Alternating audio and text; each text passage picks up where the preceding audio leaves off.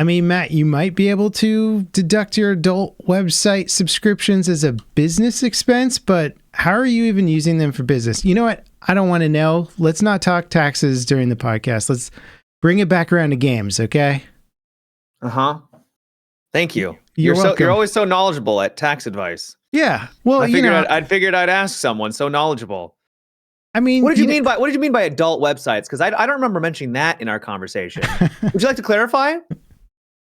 Yeah, so the subscriptions that are showing up on your business credit cards, I don't want to mention their names on here specifically, just because you might want to keep that information private. But I mean, as long as it's related to business. It's the new year. I thought we talked about you were not going to just try to insinuate every horrible thing about me in the intros for our podcast. Maybe your accountant can label it as tension relief. I don't know. Well, they'll come up with some sort of yeah. Well, that's a good question, though. I should email my accountant and be like, what exactly can I write off here?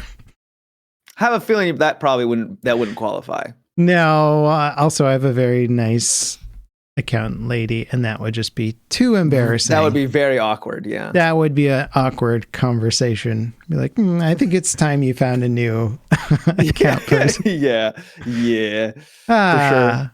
Well, welcome to the Level With Me podcast, everybody. I hope you guys had a good New Year's. It's our first podcast of the new year. If you guys want to support the podcast, check out our Patreon in the video description. You can come watch it live and then chat with us after the podcast and get all the up-to-date news on what's going on with Matimio's personal life. And let me tell you, it is wild.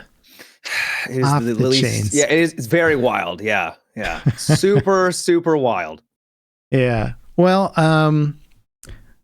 I'd ask you what you're playing, but I want to start. I've been playing Path of Exile 2 endlessly. Sounds like you're addicted. I'm addicted, and you know how I know when I've been playing too much action RPGs? Like, it happens to me every time. I what? What's up? You dream about it? No, I mean, I do, but I get carpal tunnel syndrome, and that's when my body's like, hey, you're going too hard, bro.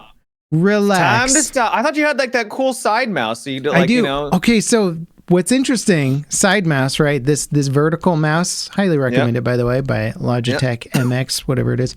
Anyway, no carpal tunnel on right hand. It's the left hand this time because Path of Exile, I was like, well, yeah, sure, I'll try WASD to move my character around because it gives Which is great, by the way. It's fantastic. Gives you great mobility. You can aim wherever you want. You can dodge and do all this stuff on your left hand and then aim and do all your spells on your right hand.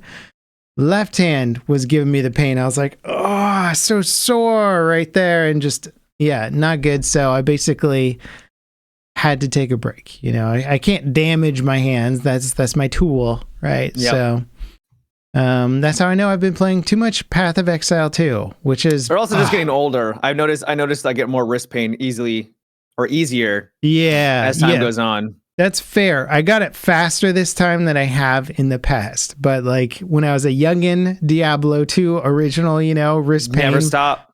But that's because I'd be playing for weeks, weeks and weeks and weeks. Yep.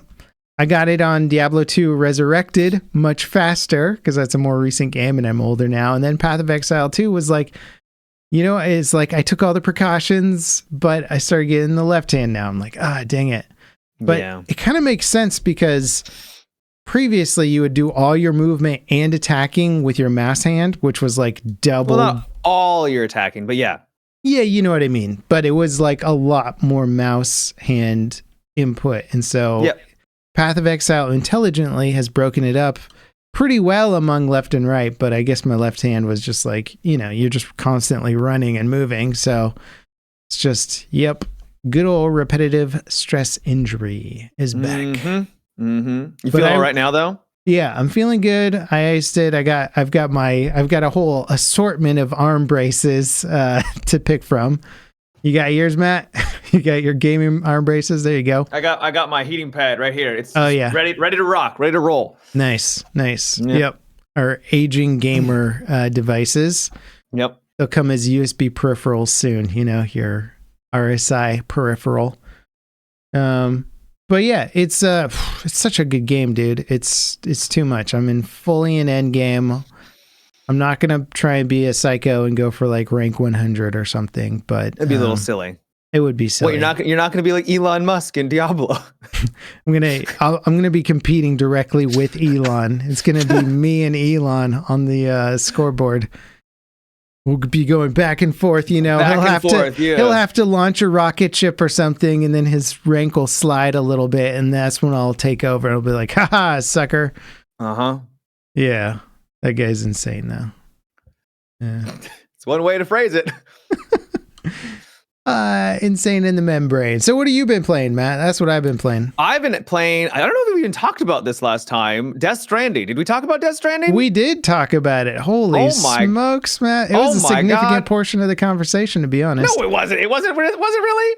I can't tell because I'm in a haze. But yeah, I absolutely love the game. I'm like one stream away. I plan on finishing it tonight after the CES, which is NVIDIA's big showcase for what they've been working on. Yeah, why are you so excited about CES all of a sudden? You like because I might be sponsored by NVIDIA for I was wondering. 2 hours. This is the first time I've seen in your notes anything hardware related. And I was like, interesting. Well, I have a feeling they haven't told me what's going to be in it, but I have a seeping suspicion we're going to see the 50 series graphics cards at the event. Would be my guess. Yeah.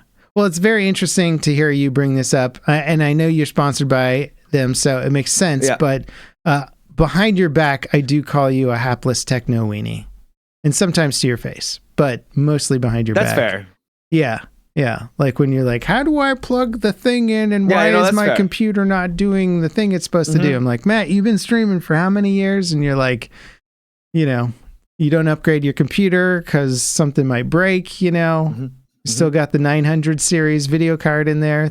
970? Is that what it is? Technically true. Technically, actually not wrong. My pinball table now has a faster GPU than you, you know. Yep. I'll loan you my pinball table if you want to do some gaming. Well, I do plan on upgrading.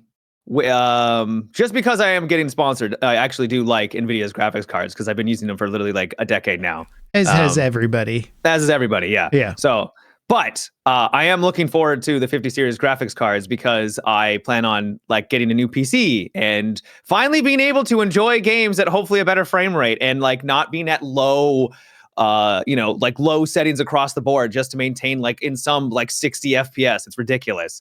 With a 3080 Ti, you would think that like games and companies would optimize their products well enough where you could at least get like the bare minimum. Yeah, we are in sort of an optimization like problem world here. In the dev community, it's sort of like, I don't know if you call this drama, but there's been like these long Reddit posts about basically Epic has talked about how Nanite and Lumen are potentially not really well optimized for a lot of game situations, and people are like, I told you the whole time, and then other people are like, well, they did say it in all these conferences early on. And so now there's this like big argument over Epic either misleading developers or... I think they were misleading a little bit because with their early presentation, they were like, you can have all of this detail and it doesn't make your game run any worse. You know, it's like, oh my God, this is the future. We can have all the detail and like great FPS. Awesome. Nope. It was very misleading, and to get the truth, which was technically out there, and Epic put it out there, but it was like buried in like a 2-hour-long conference on details. And you're like, oh, at 43 minutes in, they say the thing. And you're like, okay, not exactly advertised there. Yeah. So technically the information was out there, but for a long time... It's still super cool tech. It's super cool, and it's very useful for a lot of things, but there's also a huge amount of game situations where it's like, guess what? Nanite is not advisable here. And there's been kind of like a big debunking movement within the Unreal community that's like, hey, I've been running all these comparisons, and like Nanite's slower in like a lot of them. So, it's interesting. Still super cool tech, and I think it will get there for most use cases, but right now it's just there's a bunch of use cases where it's like, don't use it. You don't need it. Yeah. And it also feels like everyone's relying on DLSS 3.0 to like actually have a decent running product. And so if that 50 series is as powerful as I hope it is, on top of having the latest and greatest DLSS technology, then I'm here for it. Bro, I'm running Escape from Tarkov. That's the other game I've been playing lately. Yeah. And it's been fun but it's Tarkov. Yeah. And straight up, like they just redid customs. They like reworked it a little bit and they added like 3 buildings, right? Three interiors. And it runs so bad. I'm like low across the board, medium on maybe some settings. They're just the so worst developers. I'm just gonna say it. Like they don't deserve their success for the quality of game that they've put out there. It's just insane. Like you put 3 buildings in and it went from one of the best running maps to the worst. How did this happen? Yeah. Tarkov has always run like absolute garbage. And I just was amazed that it exploded because I guess they were the only ones really trying to do what they were trying to do. Yeah, that's why. And you would think that somebody would have taken the crown from them by now. Like Blizzard should have come out with a game that's like, here's Tarkov, but well optimized and improved in every way. But they've somehow maintained the title with a game that, I mean, okay, granted, they are like, aren't they like redoing the whole game on like a new engine or something like that? Supposedly, I think there is going to be like a big Unity update version patch coming soon, TM, maybe, possibly, but I have no idea. Yeah. They're like the biggest success with the worst optimization. It's impressive. Yeah, there's talks about how they're going to be splitting up the map streets because they just can't optimize it. It's just so massive, and it's just they can't get it to work. And people are like, please don't do that. Instead, let's maybe have the alternative where it's just 2 different time zone, like 2 different time periods, because there's dynamic weather and there's dynamic lighting, right? So like day-night cycles, and so if they could bake in all of the lighting and so that is just static the entire time, then like maybe it will run better. I think most people would be okay with that, but the fact that they're like literally thinking about like splitting up the map just goes to show like, yeah, they can't, there's no way they're going to be able to get to the point where they're combining all the maps into like one big mega map, which I thought was their plan all along 10 years ago, but who knows? Yeah, it just seems like the problems that they're running into, most modern engines have a decent solution for, but they made Tarkov so long ago that they're probably married to like some pretty old ways of building things out. Yeah. Because now you have all these cool tools for unloading things that you don't need to. I mean, I assume Tarkov is built in a similar way where it can unload assets, but maybe it's just really old tech where some of it can't be unloaded properly or whatever. I don't know what it is. I don't know. Yeah, I'm not sure. Ancient game. It needs an update, but it's still addicting though. There's something about it. I got 2 kills against some players close up. I was a rat, took them out, and I was like, man, that's the vibe right there. That it just feels incredible. Yeah. And then I got all their loot and they were all juiced up, and then I walked outside and got killed instantly by a boss that I didn't see, didn't hear. Like an NPC? Mm-hmm. Dang. Yep. And I was like, oh, wow, that's going to be it for me tonight, because it was late, but still. Yeah. It was like, oh, I was so excited. I was like, I got all this loot. I feel so accomplished. And then I ran outside and instantly died. Maybe, I think part of the appeal is the rawness of Tarkov, in the sense that they are building these insane maps that are unoptimized because they're like going for like a specific look or feel. And they're just like, just put it in. Who cares if it exceeds our polygon and texture budget or whatever? Yeah. Just add it in. Speaking of Tarkov, did you know Star Citizen's getting its own Tarkov experience? Technically has its own Tarkov experience. I kind of knew about it, sort of, but I didn't know it was going to be like to that extent. Yeah. Well, so as everything Star Citizen, there's a bittersweet element to it, where the good side of this, for a huge change in terms of how Star Citizen deploys things, is the foundational design of the content is actually good. Where I'm not poking holes in like, why didn't they just have this spawn like that and do this? Or why is the base located here? This is insane. Where it's very easy to poke holes in the actual design of the gameplay. This time around, while I could still poke holes in it, fundamentally, it's like a really cool concept. And when it's working, it works really well and it's fun. Unfortunately, it's tied to Star Citizen's 4.0 update, which is still a buggy dumpster fire of a patch. Potentially getting patched with the 4.0.1 patch on Thursday, Friday, if they hit that goal. And that might fix a whole bunch of it. But basically, a contested zone is like these stations that exist in Pyro, and you can go to the stations enter these contested zones, and then you have to like loot and find like capacitors and key cards to get through new doors and progress deeper and deeper into these sort of labyrinth-like arenas. But other players can be in the arenas, and NPCs will be in the arenas, and so you get this, and then you have to get stuff, and you have to extract out of the zone with it. So you're there on a mission to grab gear and get out, and it actually works really well. And the like cool element, the thing that makes it unique, I mean, there's a bunch of stuff that makes it unique, but the big picture element is like when you play Tarkov and you extract to like a menu with NPC vendors, right? Right. You don't extract to a world. You extract from this, and you come out with stuff that you can take with you wherever you want. You can put it in your spaceship. Is the loot interesting? If you complete some of the missions in there, you can get uniquely skinned, I believe, spaceships. But not only that, so like you could get like a cutlass, I believe, is one of the rewards. So if you didn't have a cutlass, which is a pretty good ship that's capable of doing a lot of stuff, you can earn it from doing these missions, and now you have that ship. So that's pretty cool.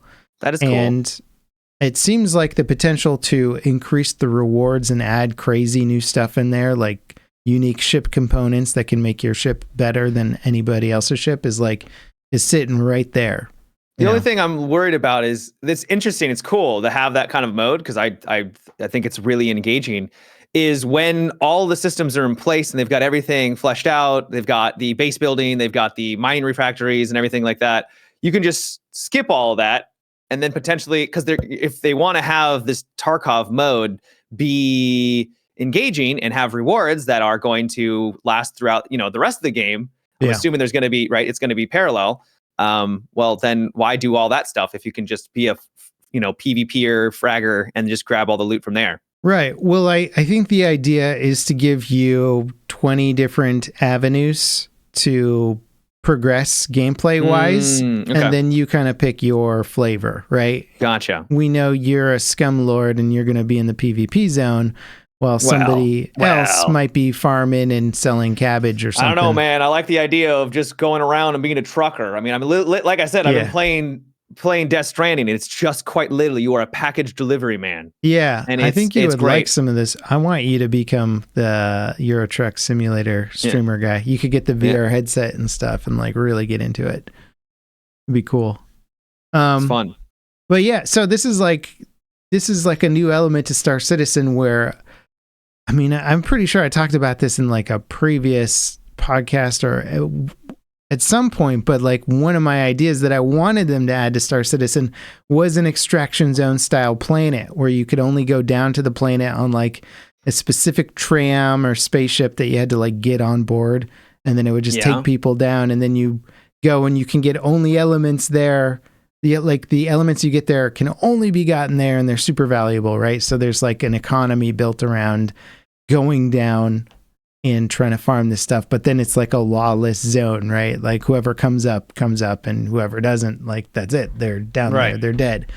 And so this is sort of scratching that same itch. It's a different way to approach the concept, and you're not necessarily farming resources that can only be achieved here, but the rewards are seemingly worth it, and all they have to do to change the dynamic is put in new elements that you can only get from here that are hugely valuable to crafting or orgs or whatever down the road. And now you've got like a high demand gameplay system. There are some issues with it. The only issue is doing that is then you force people who don't want to PvP in a game that is all about, well, mostly about space travel and stuff. Yeah. To PvP. Yeah. Force is like, I wouldn't use the term force because it's like in, say, EVE Online.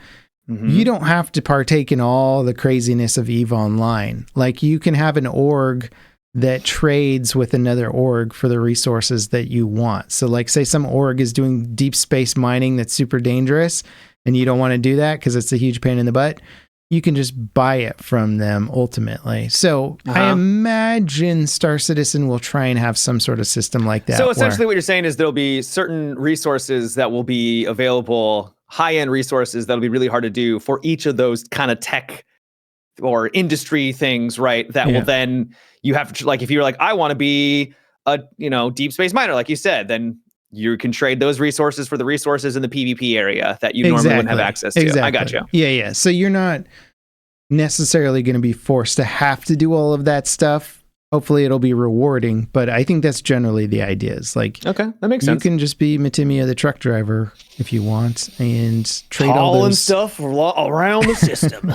Right. And then you'll get special trucking rewards and be like, oh, I'm going to trade that off to the guy who did the PvP content. You know? See, this is why people get sucked into the idea of Star Citizen, because all this sounds great.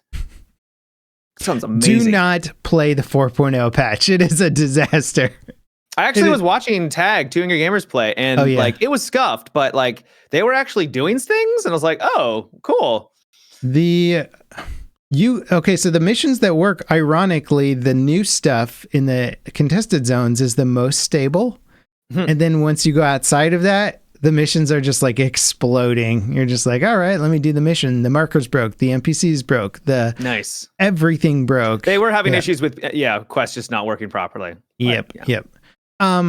It's not good, right? Yeah, well, like Tag will make it funny to Angry Gamers because that's part of their shtick is them failing at stuff. So Star Citizen is a perfect candidate for what they do.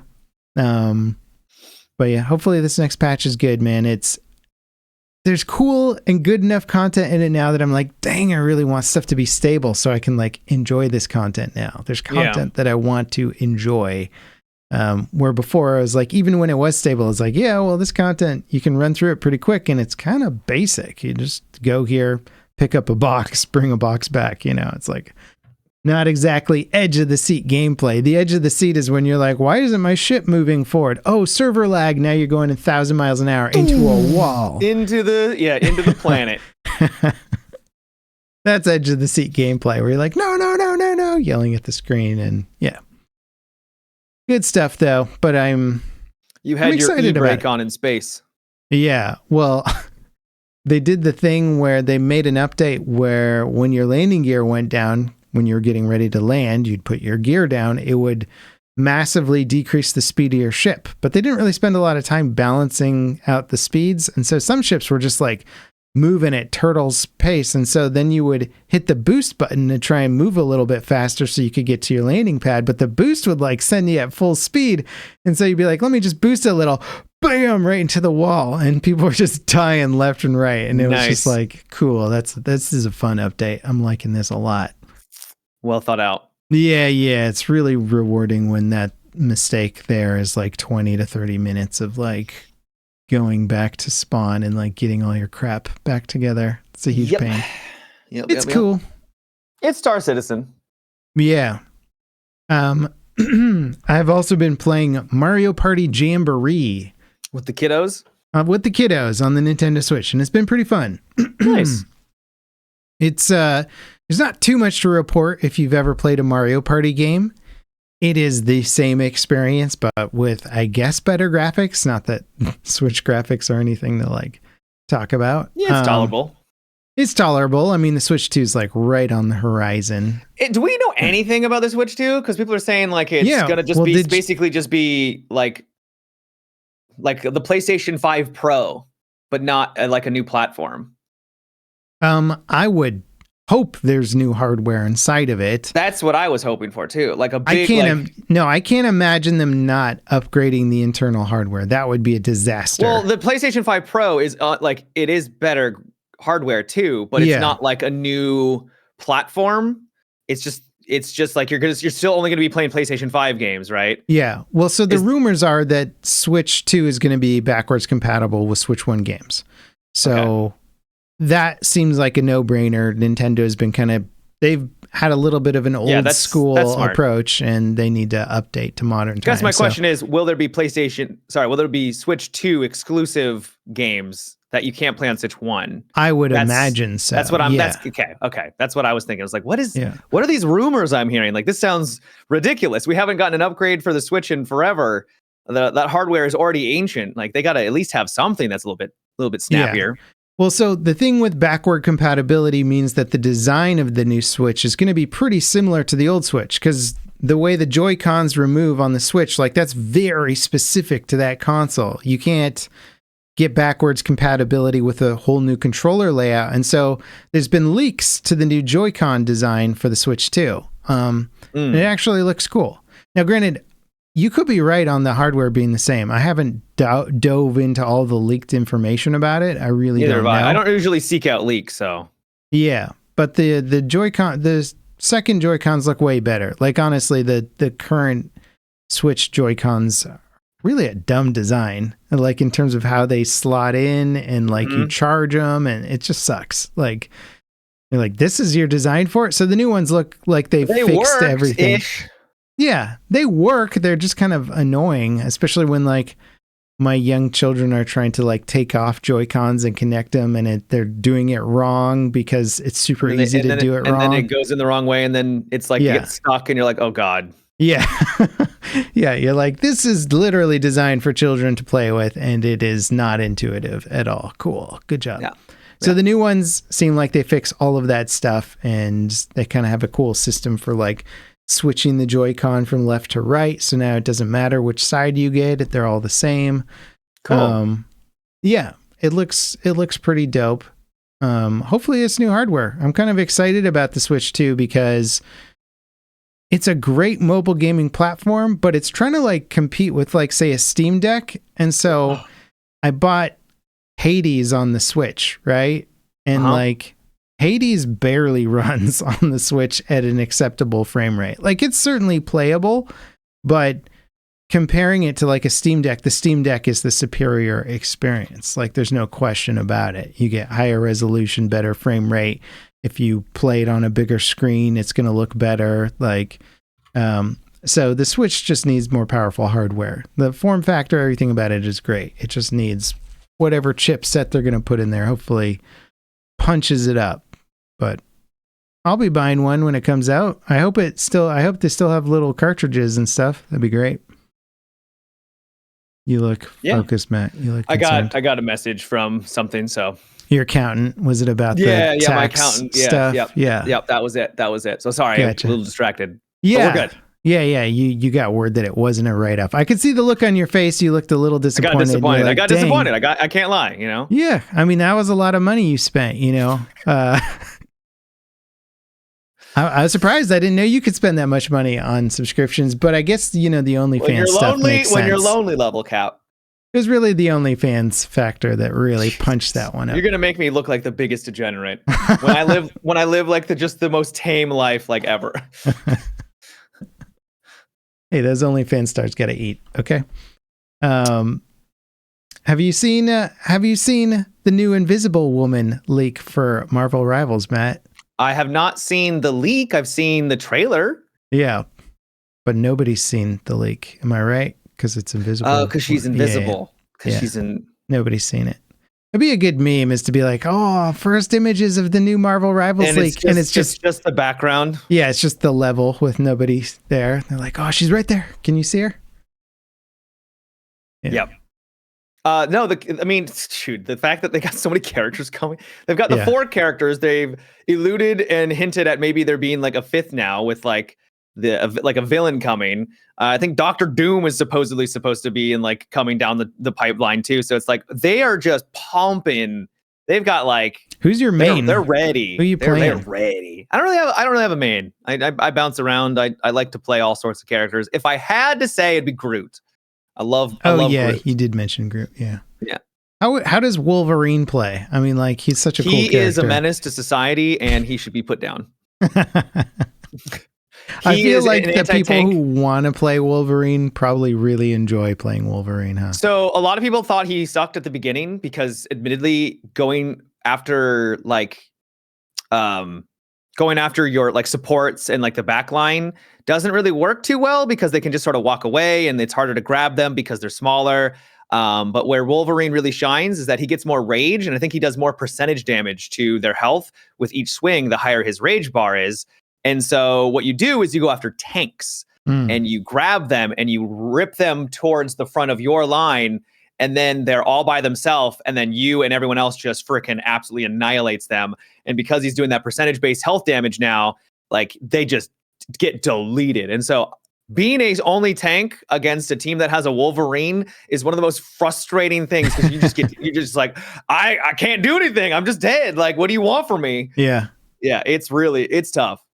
That's cool. I've been seeing some of the Wolverine gameplay memes and they look pretty. He looks cool. He looks fun when he like grabs people. Yeah, it's fascinating. I don't know how people consider him in terms of like the tier list, but there was a bunch of tier lists going out there from like pro players and pro players. The game just came out, but your big streamers and people that play gaming a lot, that they put him at like the very bottom. Mm-hmm. Wolverine was at like the bottom, and then this guy is just main Wolverine and absolutely just dunked on everyone. Nice. And so I think people are now starting to understand he's got a place. He may not be good in every situation, but played properly, he's strong. It's funny because it's like sometimes you just don't understand the true power of a character, and so exactly, yeah, the word gets out, and you're like, yeah, they don't play very well when I try and play them like other characters, and then yeah, but if you do this, then they're like god tier.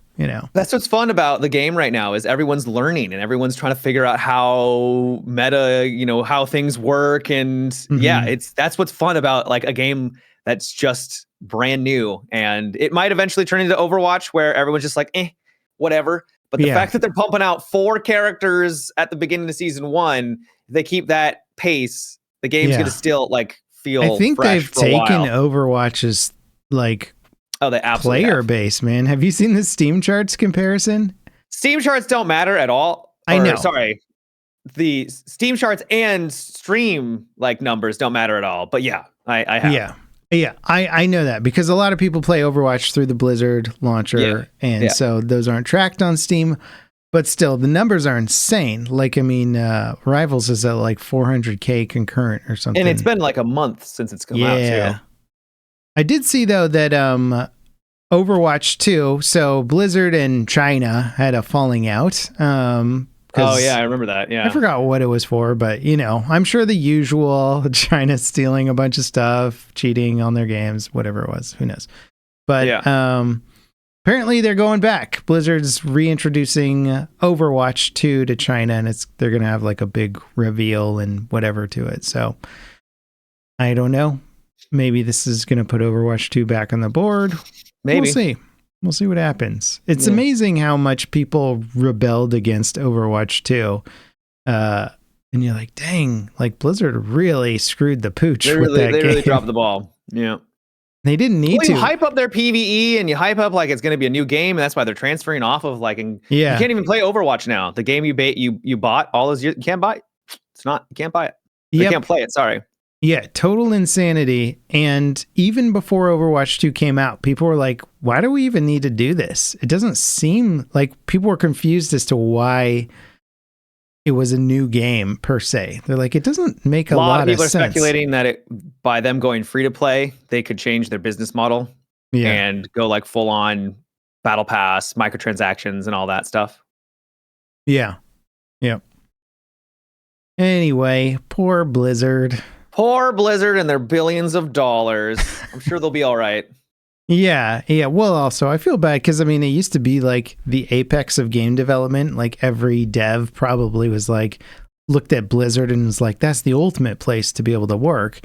And now it's not that. It's like, it's fallen from grace. And it's due to executives and all that crap, Bobby Kotick being like the worst. Yeah. Is he gone now? I think he's gone. I mean, he's either gone or he was like on track to be gone or something like that. Yeah. But yeah, just giving yourself insane bonuses while firing like a huge portion of the company. It's impressive. I admire the guy. I'm like, that's how I want to run a company. Just take a $300 million bonus, baby. What would you do with that kind of money? I don't know. My brain can't even conceive of what to do because like I'm not a yacht guy. Neither am I. Like I mean, I guess if you had that kind of money, you would be kind of a yacht guy, right? Like maybe, but like who? You've seen me. You see what I look like. The sun and me don't like agree. Yeah, so I don't want to be. Seen like billionaires too? Like yeah, I know. Gabe Newell. You're like, are you really a yacht guy? Bro doesn't have just a yacht. He has a fleet of yachts. I feel like the guy's probably sad, you know? Like when you buy that many yachts, you're like, what hole are you trying to fill in, dude? Like you are. Oh god. Yeah, let's analyze his psychology based off of his yacht purchases. Yeah. It is wild. But they all own him. Man. It's like Zuckerberg has like a $300 million yacht. I think it's just because it's the freedom that the yacht can go anywhere. Yeah. And it's the ultimate status symbol, right? Yeah. You're literally it's a floating mansion that can go anywhere. Like that's wild. Yeah. Yeah. No, I mean realistically, if I had that level of money, I think I would try and do something good. You know, I'd like to think that I would try and do something good for people with it, start some sort of foundation that helps people in some way, you know? Yep. Or just buy a fleet of yachts, you know? I don't know. Yeah. One of those two, though, right? That. I don't think my life would change a whole lot. I think first of all, I'd buy a house. I'd do that. Oh my! And then you wouldn't buy a 50 series GPU. You'd buy a 40 series GPU because you're still we gotta be frugal. We got we don't want to. The reason we got that kind of money is because we didn't spend our money. Let's be honest. Come on now. I'd definitely get a house. Then what do you get next? Like I'm not gonna get a Bugatti. That stuff doesn't interest me at all. Yeah, I don't even like driving, so it's just like get a nice house and then just sit. Maybe like keep gaming. I'm so sad. Okay, Matt, don't give this guy any money. He's not going to do anything fun with it. All right.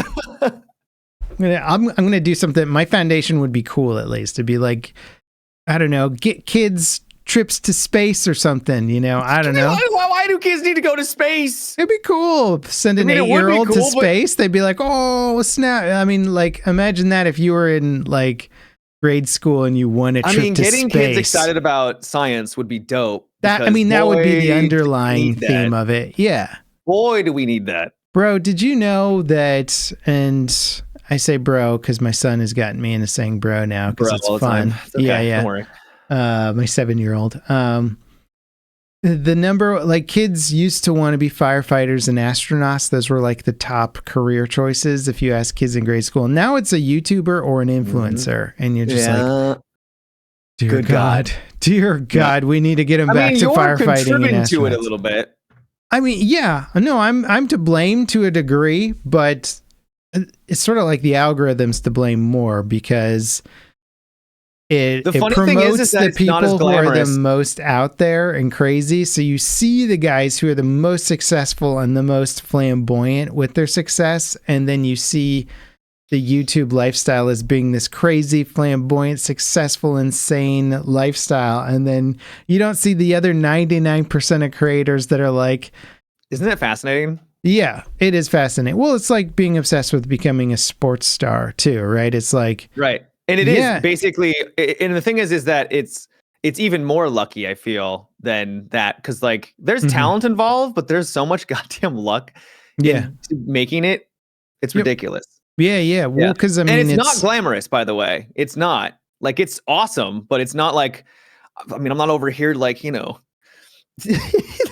like it's you grind for like a decade. And then you're like, I'm burnt out now, so I'm just going to live stream every day. Well, also, then there's like, you ever watch content creators who are like, they're really good. You're like, damn, this guy's got a great personality. They're super good at this game, but they just play a game that is not big enough to launch them into super success. Yeah. They're playing like World of Warships or something, or one of the games that just isn't like massive on streaming or content creation. There's only like enough room for like one medium-sized creator to like maybe make a living off of it.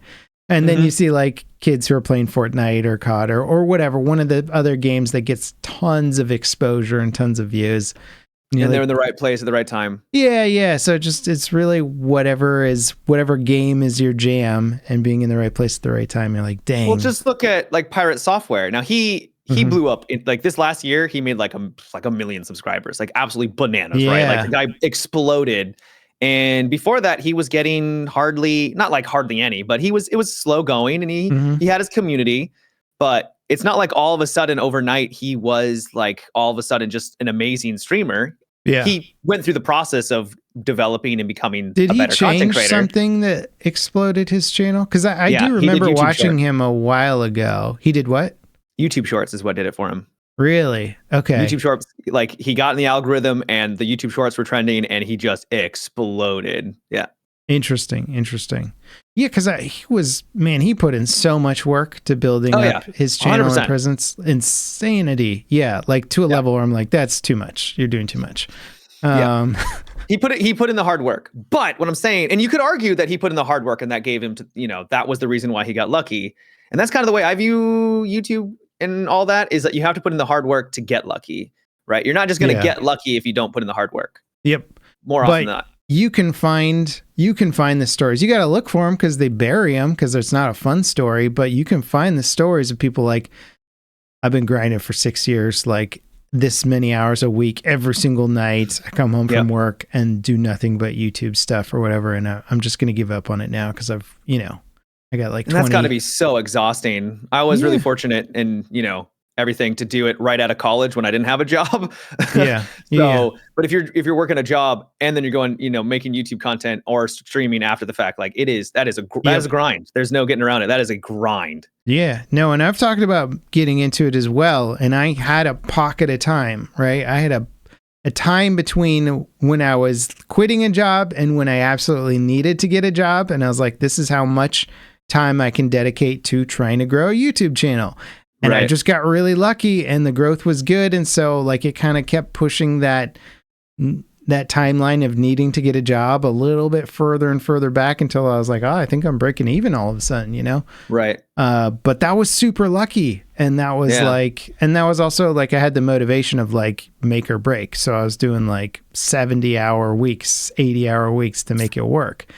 Video every day. Kind of thing. Yeah. Video every day, stay up to whatever hour needed to get the content out before everybody else, just killing myself to do it. It's not as hot and sexy when you describe it as you have to work 70 hours and you're just editing. You're just editing a video and trying to make it as good as it can. Yeah. And the thing that I think a lot of people don't understand too is like, you'll hit the success, and then if you want to maintain that success, that's not yours to keep. You got to maintain that insane workflow to stay on the top. And like the people who stay up there, they build their whole lives around it, of staying on that workflow and whatever they got to do. And I'm not saying they all are crazy work slaves for the rest of their lives. Some of them can hire the right help and assistance to like take some of the stress off of them, but a lot of them really do just push themselves to like insanity. Well, we've seen big content creators that like they just dip. That one guy, God, I can't remember his name, made really great videos every single week. He went all over the world, and then he literally flew off into the sunset as his final video, like actually strapped himself to a helicopter and then like flew off into the sunset. And he's like, yeah, I just want to do something else. This is like, I get, there's no time for anything else in my life. Yeah. And it's true. It's just, it becomes all consuming. Yeah. There's been a lot of content creators that made it big and then just quit, which is an interesting sign of like, hey, it looks like the greatest job in the world to play video games all day, every day, but the amount that you're required to do it to have success is where like the drop off hits, right? Yeah. Like it'd be great to do it 30 to 40 hours a week. Yeah. It's fantastic. It's pretty dope. Yeah. But I won't lie. Yeah. You've got your crazy schedule though, and all that insanity. So, I mean, you've created a fun little work environment for yourself. Yeah. It's why I stepped away from YouTube though, because for this, and I'd like to get back into YouTube, but especially like YouTube streaming. That's kind of my goal for 2025. If I had a New Year's resolution, was to get involved with YouTube streaming. Oh, look at you. Yeah, I know. Look at me trying to advance here. But that's why I like streaming a little bit more, is because not only do I feel like I can play a wider variety of games, I'm not like just attached to the YouTube algorithm, but also I stream and then I'm done. And I can just go away. There's not like this, oh, the video could be a little bit better. Oh, I need to start, maybe thinking about, doing something on the side, or it's just I'm done. Like, go watch a show or something. Go. The worst part is when I do a lot of videos with a lot of facts in them. And if you get one fact wrong in it, oh my God, yeah, that's the only thing that all the comment sections are about. And then you just put the video out there, and then you get that, I get that anxiety about it. I'm like, did I get something wrong? Did I get something wrong? And then if I do get something wrong, you're like, crap, now I either have to remake the video or put in an annotation or do all this stuff. And you're like on damage control. Yeah. That's what I do envy about the streaming lifestyle a little bit, but also I'm not cut out for it. I don't think a lot of people realize that like speaking for like 6 to 8 hours and staring at a screen for 6 to 8 hours is not for everyone. Yeah. It's not for everybody. It's not for everyone. And it's hard on the eyes. It's hard on your brain. Like it's intense to be locked in for that period of time. Most people don't know what they think they're wishing for, you know? There are days when I end a stream and I'm just done. I'm like, I can't even think right now. I'm just going to go lay down, you know? But like, to be clear, because there's some people, let me be very clear. YouTube and streaming is not the hardest job in the world. It's not even close. It's very fun. It's rewarding. It's one of the best jobs ever. But there are things about it that can be quite challenging. And that would definitely be one of them. Yeah. Well, I mean, look, I'm talking about it having worked many jobs in my life, from whether it's basic retail or food service. The only reason I wanted to preface that is there's a lot of people out there that are like, you guys are YouTubers, you have the best jobs, you can't complain about anything. It's like, no, you're right. It's amazing. It is. But I don't know. I'm not in I think that's kind of an unfortunate narrative that people throw out there, because I agree. Because a huge percentage of jobs now are people sitting at a desk. And not all of those jobs are easy. A lot of them are really hard. And so I think what we do here is very much in line with those, and probably on the higher stress end of any sort of desk job. So we can sit here and be like, oh, you get to play games all day. But I mean, there is more to it. Yes. Yeah. A lot of people I know play more games than me because they don't have to edit and cultivate and write scripts and research and all that. What do you think about influencers? Do you like the term? I hate the term influencer. I hated it. I don't see myself as one. Yeah. The first time I heard it was at EA at one of the events, and they're like, "We're calling you guys influencers now." And it was, of course, some corporate marketing dude saying that, and I was like, I hate everything about this term. And it totally makes sense that marketing industry thought of this term, because that's how they see us, as people that can influence other people to buy their products or whatever. Yeah. And they're like, influencer. It's like, ugh, I don't like that. I say content creator, you know, like that's what I do too. Yeah. For basically anything, streaming, YouTube, whatever. I consider them content creators. Yeah. But now there are people that literally like want to become not content creators. They want to be influencers. I'm like, what? Why? Yeah, that's the lane of content that freaks me out a bit, is when people are too excited to be on there, you know. Yeah, they're like, I want to sell stuff to people through my channel. I was like, okay, that's fine, I guess, but not for me. Yeah, it should be your secondary goal to supplement the main goal, which is to make content and entertain people and have fun doing it. Right, exactly. Yeah. Shall we change gears a little? Sure. Yeah, I'm down. That was a fun little discussion, though. Going down a little bit of different path. Man. I liked it. I think it's good for people to see behind the curtain a little, you know? A little bit, yeah. See a little bit of that behind the curtain. Just not too much. Not too much. We got a little taste of what you do behind the curtain, Matt. And stop level. All right, let's transition to something wholesome. I think this dev would be cool with me chatting about this. Okay. There's a developer who I call him Colin, but his company's called Seafinger Games, and he's making first-time dev making basically what is a spiritual successor to the Strike games, which would be old Sega Genesis era Desert Strike, Urban Strike, Jungle Strike games where you fly. I believe it was like an Apache helicopter back in the day. It might have been something different, but you kind of fly them around from a top-down perspective and you run these missions, and they developed like a cult following to them, but those style of games sort of died out with that generation of console and stuff. But he's making a spiritual successor called Cleared Hot. And I've been following him on Twitter for quite a while because I saw some of his early concepts and reached out to him and was just like, hey dude, what you're doing is awesome. And we sort of developed a bit of a friendship, and then I've been talking to him more as I've gotten been getting into game dev myself, but I got to play an early build of his game. I mean, like, I'm probably one of the first people to play his game out there, who's not working on it. Don't want to brag or anything. You know. But it's super cool, man. It's like getting back into, it's like a nostalgia trip, but like upgraded in all the right ways where you're like, this is as cool as I remember it being, but also modernized. And I'm sure I'm forgetting how ghetto and janky the old version of the game was.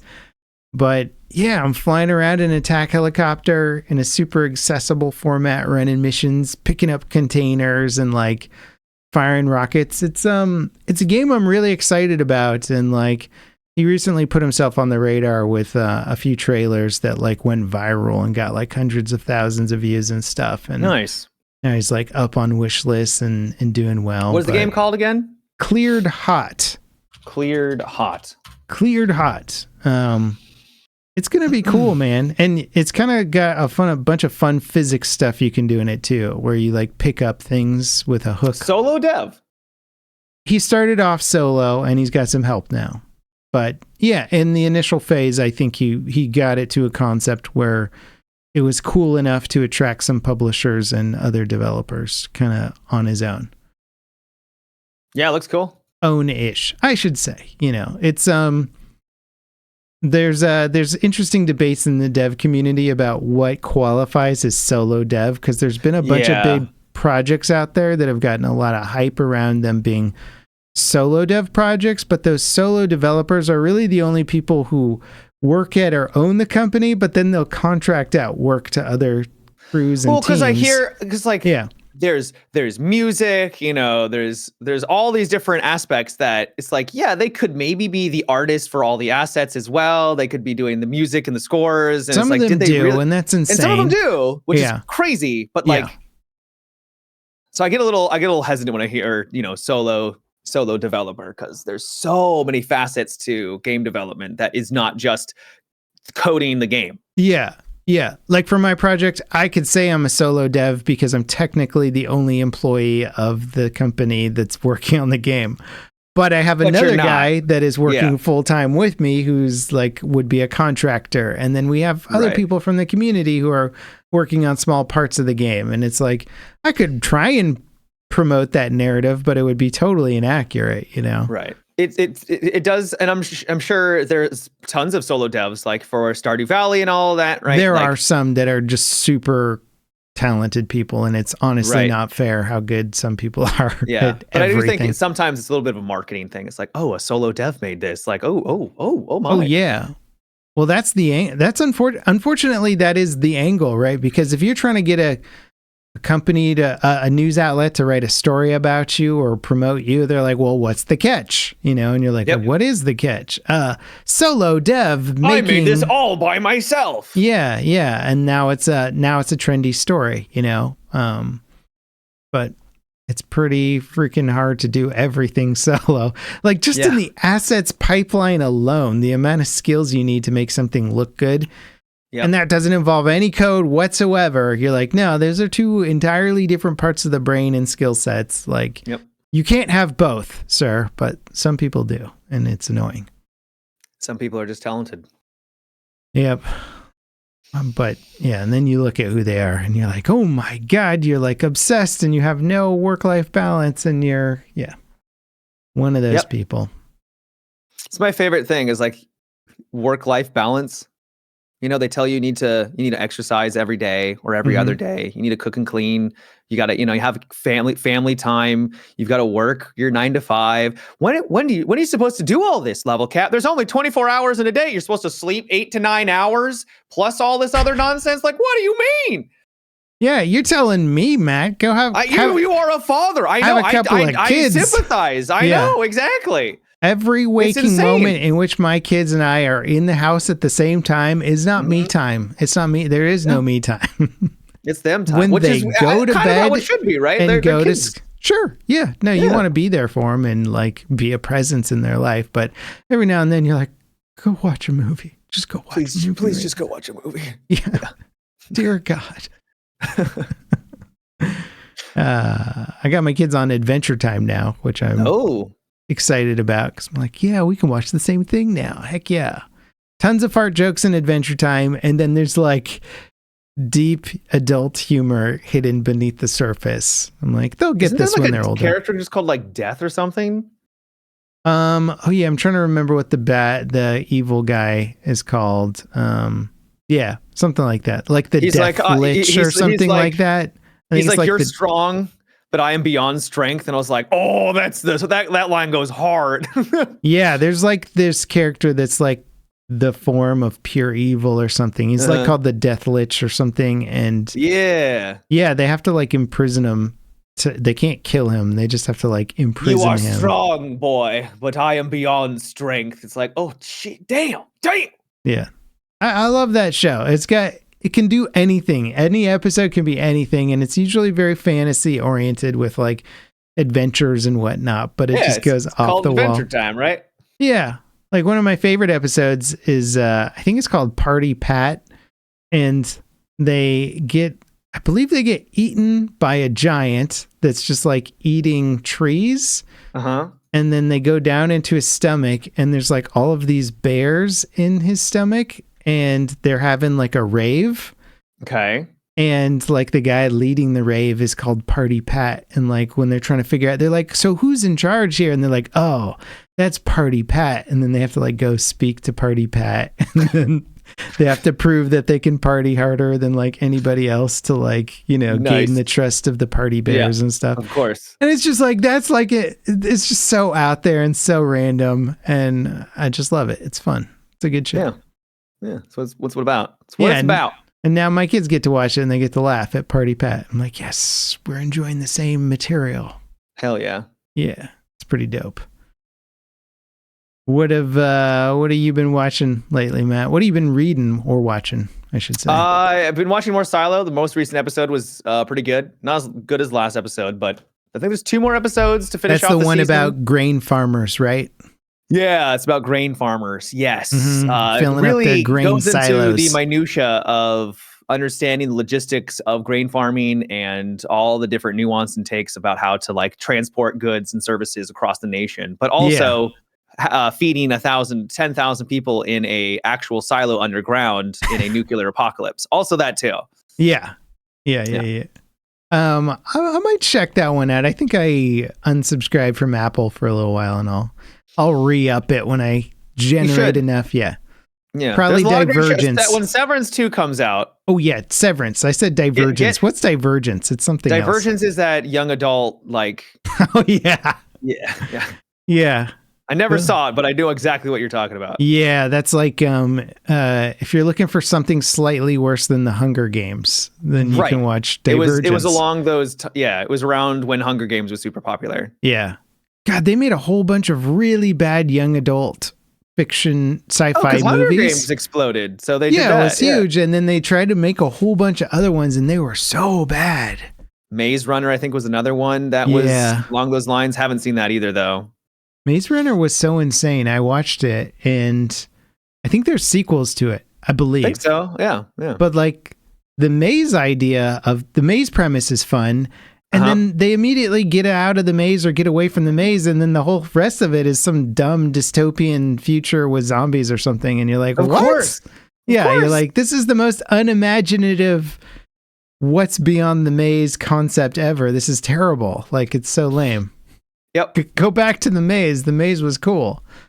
That's why. So some people will say that the first book of Red Rising is a little bit Hunger Gamesy because of the first, that first like school section. But and then it actually opens up to a world that's actually interesting. And the second book's my favorite. Yeah. Where it's like the first book does an incredible job of introducing you to the characters and making you care about them. And it's fun. It's easier to get into because it's not like, here's the whole world and the meaning of all the politics. It's like, and not just a world, but like a little solar system. Yeah. So the first book's just like, just focus on this thing, this Hunger Games type thing that's going on and the characters in it. And then the second book is like, now that you care about the characters, I've got you, suckers. Here's the world. And then you're like, it's incredible. And then you super get into it, and it's amazing. Yeah, it's solid. Did you finish your what's the fourth book? No, I'm not. I haven't been reading a whole lot. Okay. Yeah, unfortunately. Those books are like 1,000 pages, aren't they? They're very long, yeah. I'm slowly making my way through it, but I've been dealing with some health issues, so I've just been kind of preoccupied. Dang. Yeah. All right. I'm sorry to hear that. It's all right. No worries.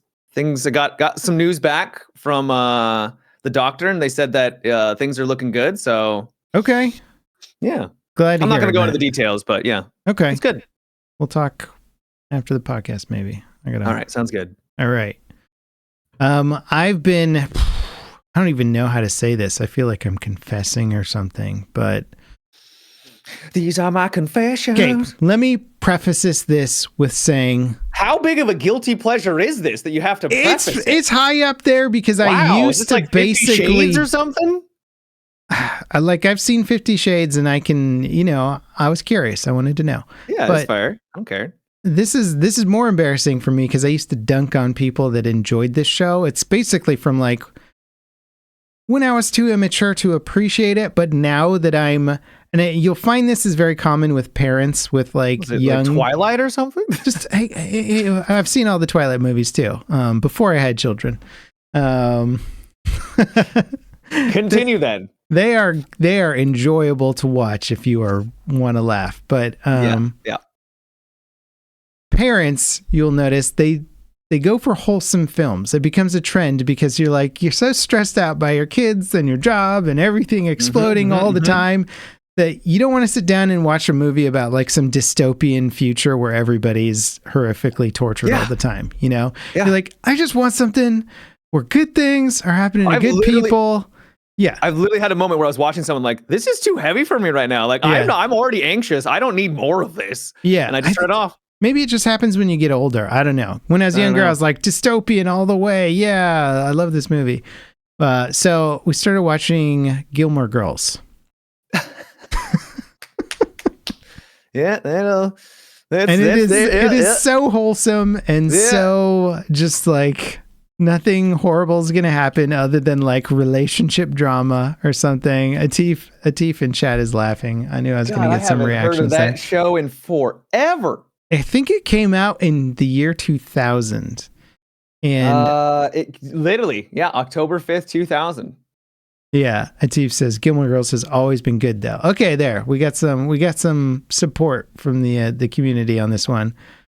But it's funny. Well, one, I was surprised that it was widescreen because it's such an old show. I thought it was going to be like standard format, some of those old shows. If you go back and watch, I think like Buffy and stuff like that. Yeah, Buffy's a solid show to go back and watch actually, but I think it starts off at least standard format. Maybe it's standard the whole time. It is funny watching old how many shows actors like I recognize from it that have gone on to do other things. Oh yeah, it's got what's her face who's huge. The cook in it is Melissa McCarthy. Is that her name? I don't know. Melissa something. I don't know. She's a comedic actor now. Okay. Really, really big. I think that's her name. Anyway, yeah, she's huge, and she was like kind of a supporting character in the show. And you're like, oh dang, that's so and so. But yeah, it's funny because you go back and you watch these serialized shows that were like 20 plus episodes a season, and each episode's like 40 minutes long, and you're like, oh my God, this is so much show. Right. And then the stylings of an early 2000 show is like, they don't take you on long narrative journeys with all the characters, which is very modern show where they give you a lot of depth to every character and then you understand these three-dimensional characters. The only characters that have depth are the two girls, and then everybody else is like some sort of quippy joke. But they've had so much screen time, and like I'm sort of like amazed by how little depth they write for a lot of the supporting characters in the show. But it's still very enjoyable. It's just interesting to see because it was a TV show. Nobody was renting it or streaming it or whatever. Are you watching this with the wife? Yeah, of course. Yeah. Of course. That's but fine. It's basically the Unravel show. Hey, you know what? It's been hard for me to like kind of come to grips with the fact that I've been enjoying the show so much, but that's what I've been watching. Well, good. but there's a lot of it. Holy crap. Like I'm telling you, it's like, I don't know how many episodes per season. It's like 20 something, but it's a lot. And they're like 40 plus minutes. And like a whole episode might be about, like, I don't know, buying a new outfit and going to like this high school dance or something. Right. Mm-hmm. Like that's a lot of episode for a lot for just that. Yeah. Yeah. Yeah. But I'm enjoying it, man. It's my guilty pleasure. 100%. I've been watching Blue Lock, which is like an anime. Blue Lock? Blue Lock, yeah. It's about soccer. I'd say football. It's funny, I now call football more than I do soccer, but it just makes it easier to like communicate. Yeah, because you hang out with all these Europeans and people from other countries, Yeah. Ruining it for everyone. Yeah, it's basically, think of like Dragon Ball Z, but for soccer. But people don't actually fly. Oh, well, that sounds like, what was that movie? Shaolin Soccer? You ever see that one? No, I've not.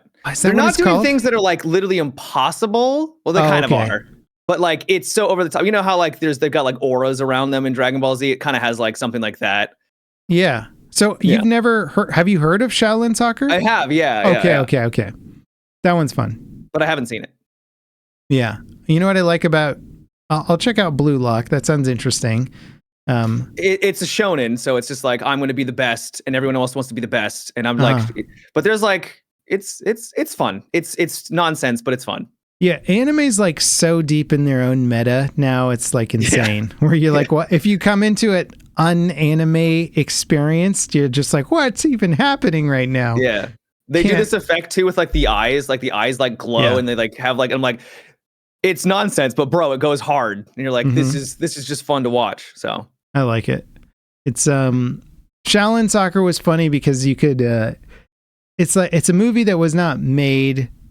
Is made. I believe it was made in Eastern markets, so like some of the humor is not okay. Doesn't really translate. Well, it's sort of like some of the humor is like they're making fun of the girl with lots of acne and stuff, and you're just like, oh.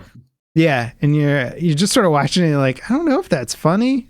Maybe it's funny, but it's a big part of their shtick at the beginning. But then the soccer stuff is amazing. They just like go full Super Saiyan on the soccer ball, and like they'll kick the ball so hard it'll like rip the goalie's clothes off as it like travels past him or something. Nice. You're like, that's pretty cool. I like that. Yeah.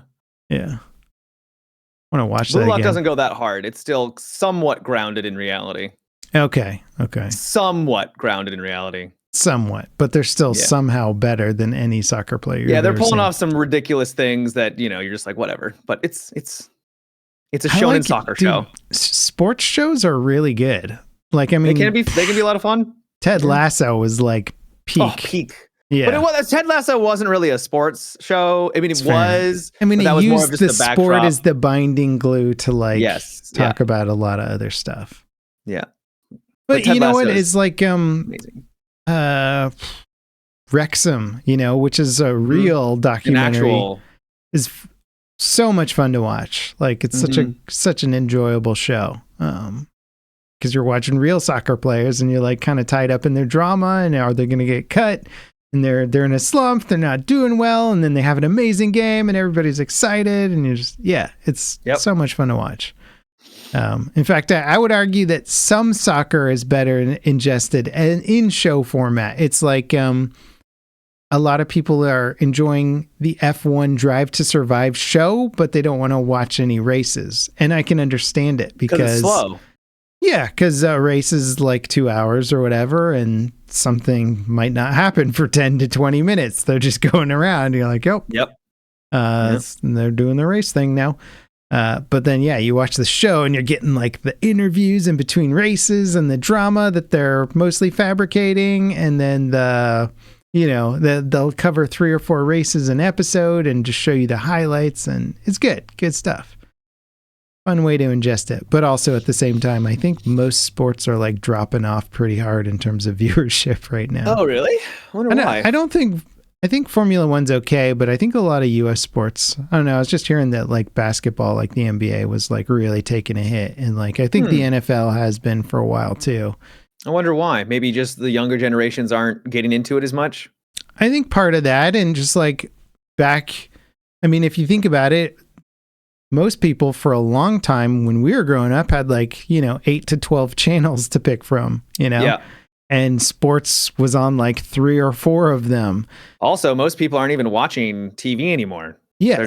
They're all online, and they finally have started to put stuff on the internet, but like forever they were just like, nah, you have to watch it on TV. No, the NFL's the worst. We're like Monday Night Football, Sunday Night Football, like your team that you like. It's all on different services that have different fees and different. It's a nightmare if you want to watch a game and you're like, wait, can I watch this on YouTube? Can I watch it on my TV? Do I have to have a cable subscription? Like, and now they're paying the price. Yeah, well, maybe. Yeah, it's so hard to know. Like, and that's what I like about watching F1 is I just pay a subscription to one app.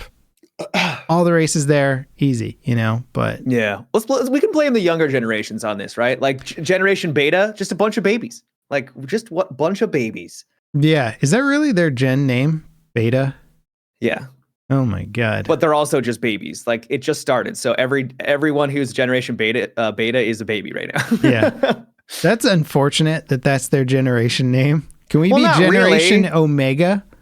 I mean, it's only like in 10, 20 years, will people still be calling people alphas and betas? Like, who knows? Yeah. Funny. Because that's more of a recent development, right? Of people trying to distinguish themselves. Are you a millennial, Matt? Or yeah, I'm millennial. You made the cutoff by like a year or something? Are you a millennial? I think I'm a millennial. Oh yeah, no, you're definitely millennial. And I think I just made the cutoff. You just made the cut for, you almost were Gen X, right? Yeah. Super close to Gen X. So I'm an older millennial.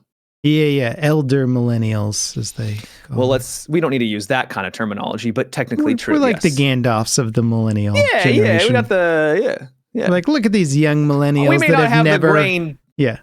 We may not have the white, the white hair, but I do have the receding hairline. So there's that, Yeah. We remember, how to use a card catalog and stuff like that.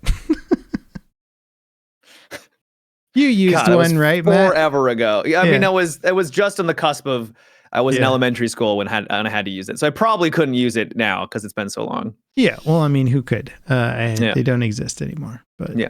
No, that joke's for the older people listening. I'm not going to explain what it is if you're young. It's about information. Storing data and information. Boy, oh boy. Cards. Weren't book reports super cool? Back when you actually had to get like a giant stack of books and then bookmark like 1,000 pages and then just try and find, oh my God, looking up info was the worst. Yep. And now we can just have AI write it for us. Dude. Bro. There's stories of kids who are like literally just using AI for every single question on their exam or on their homework. It's like that's not going to be good. I think education is going to have to morph and change to basically accommodate this new technology. Yeah, it's going to get wild. And it's crazy if you think about it, because essentially people are cheating themselves out of an education if you use AI. But they're kids, so they don't realize it because they're kids. Yeah, you want more time to go to the party and hang out with your friends. So exactly. Why spend 10 hours doing a book report when you could just chat GPT it and submit? Good to go. Now, granted, they have a lot of tools for catching it now, but it's like an arms race, essentially. Yeah, those tools are also really misleading a lot of times. There's a lot of false positives. Oh, yeah. That's the other problem. You're like just an incredible writer. It's like, no way I wrote this. No, you didn't. Like, what do you mean? Because I put it through this device. It's like, okay. It's like cheating false positives. There was apparently there were some in Path of Exile where like actions per minute and stuff were like, if you were really, really good, it would like kick you off. And it's like, oh, wow. Yeah. It's like, oh, okay, well, some people are just crazy, but it's cool stuff. It's going to have to adapt and change, I guess. Yeah. Okay. So Mr. NVIDIA man, when is CES starting? What's the date for it? 2 hours from now. Snap, you're going to stream it? Oh, Matt, I'm excited. Yep. Cool. Oh yeah, actually I might have a sponsored tweet about that too. I have to look it up. I was like, oh, that reminds me. I think that reminds me. I think I need to tweet as well. Yeah. I am excited for the 50 series. I hope they show it off. Yeah. You know what's funny though is the 40 series has such high power spikes. I just found out the other day because Path of Exile 2 runs my GPU pretty hard because I'm like, I'm at the stage where there's a billion particle effects on the screen at once. Right. So I think it's running the GPU at max tilt, and I had my little space heater going at the same time, blew a fuse. First time that had ever happened. And I was like, wow. Whoa, Path of Exile, I think, is really pushing the 4090 because like the fuse will blow if it's in a power range for a certain period of time. Yeah. So I think Path of Exile was just stressing it for such a long, prolonged period of time, where other games you might hit power spikes for shorter periods and then it backs off and then the fuse doesn't blow. I'm like, oh man, okay, Path of Exile 2 and my Space Eater don't run them at the same time. Got it. That was fun. So the 50 series, if your graphics card's running that hot. I know. Well, I was smart and I put my computer in a little closet that's like vents outside of my office. Ah, smart. Yeah, so it doesn't heat up the office. But yeah, I should probably change the venting a little bit during the winter. But I hear the 50 series is going to have even higher power spikes. So that'll be fun. Wouldn't be surprised. I think you're going to need at least 1,000 watt to run it. Probably going to recommend need to get a like new PC to run everything properly. Yeah. Well, you should get one anyway. You should get one of those new X3D chips, X3D chips? Yeah, they're the fastest thing in town. From what? From what company? AMD? Yeah. Intel's really pooped the bed lately. Like that's what I heard. Yep. Everybody's converting, man. I was Intel most of my PC life. Same here. And recently it's been like wouldn't even think about getting an Intel chip. It's crazy. Well, hopefully it puts lights of fire under them and they can start competing again. Buy that stock now. Buy that stock now. Buy low. It's dropped off a cliff. Yep. Yeah, buy the dip. No, they do have like a 10 to 20 year game plan for the company, which is crazy. They're like, that's good. Yeah. So yeah, you could gamble now. I know all your money's in Doge though, Matt. I know you're a Doge man, so Dogecoin. No. I mean, yeah, sure. We'll go. Yeah, why not? Oh, you're a Shiba coin? Okay, Shiba Inu coin? Yeah, gotcha. That too. Okay. All the coins that revolve around dogs. Crypto. It used to have some sort of like high profile like nature to it where you're like, this is the future of technology, and now it's like Shiba coin, and you're like, oh god. Haktua coin. You didn't buy any of those, Matt? You didn't want to be an early adopter? Yeah. I think it's going to come back. You should buy it now that it's fallen off a cliff. Oh, yeah. Haktua is coming back, man. That's my game plan. I'm putting everything into Ironically, it probably could just because it's it's a meme, right? And then all of a sudden it gets like traction. They're like, oh yeah, I got the Haktua coin. See, and then it will rise and then it will fall again. That was literally Doge. As everybody's like, it's a dumb meme. This is the dumbest thing ever. Why would you buy it? And now it's huge. Yep. So if you're one of the dumb people that bought it, you would have 20x your investment or 100, whatever it is. Not wrong. It's a good time to be alive, I think, Matt. It's a wild time to be alive. Yeah. I think so. It's like a crazier time in history. More stuff is changing now, I think, in history than ever before. We could just like have a little less of the, once in a century kind of disasters and moments, historical if we could pump the brakes just a little bit, I'd appreciate that. Yeah. I feel like kind of 50s, 60s, they really had it, they were sort of like living it up. Yeah. But I don't know. That's the grass is greener, situation. Mm-hmm. They also thought like all their medicine was great back then. And yeah, probably wasn't. They were drinking out of pipes that had lead, What era were lobotomies popular? You remember that? Probably around then. Yeah. When they're like, oh, the person's acting a little strange. Let's just go ahead and sever their frontal cortex. They straight did too. It's freaking crazy. Wild. They did it to like royalty too. I think there was like some royalty princess or something. They just like. Yeah. Right. Oh yeah, Atif reminds us cigarettes were medicine at one point. Scientists were finding that it was very good for you. No No diseases could be linked to cigarette smoking or cigarette smoke at all. So, I mean, you know, there were pros and cons. Yep. All right. We're rambling. You ready to wrap up the old Potteroonie there? Yes. Yep. Well, thank you guys all for dropping by the Level With Me podcast. I hope you guys enjoyed it. If you did, drop us a like. And if you want to support us further, check out the Patreon linked in the description. You can check us out live and show up for the after podcast chat that we will be doing in just a second here for our Patreon members. And Matt is going to leave you with some important advice that he didn't just look up 2 seconds ago off screen. According to ChatGPT, listen more than you speak. You're welcome, everyone.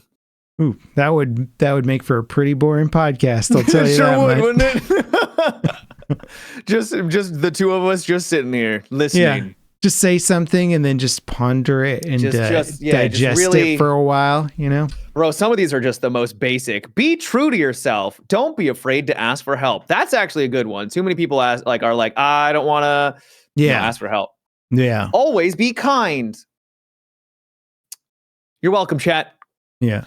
Yeah. And let me tell you, as somebody who manages people right now in like a sort of makeshift game development sort of way, asking for help is fantastic, because what you don't want is somebody to go out there and be like, don't worry, I'll figure it out on my own, and then spend 4 hours doing something. And we go, why'd you do it that way? That's not how we want to do the thing. And then they're like, oh yeah, I just figured I'd just not communicate whatsoever. This is very common in any sort of industry. Feel like they're like intruding, or like they feel like they're out of place or something. I don't know. I think it's new generation. Like, maybe they don't want to feel like they're dumb asking for help because we have a society that's built on independence. Yeah, but let me just tell you this: like, ask for help. Like, your bosses will appreciate it, and eventually you won't need to ask for as much help because you will have figured out the way to do things. As long as you're not asking the same questions and you're not learning, like as long as you're learning. Yeah, that would be annoying if you're like asking the exact same thing over and over. That'd be crazy. But yeah, ask a few times and then write it down, you know? Yeah. Solid advice, Matimio AI hybrid. All right, everybody. Thanks for watching. We'll see you next time. Bye-bye. Take care.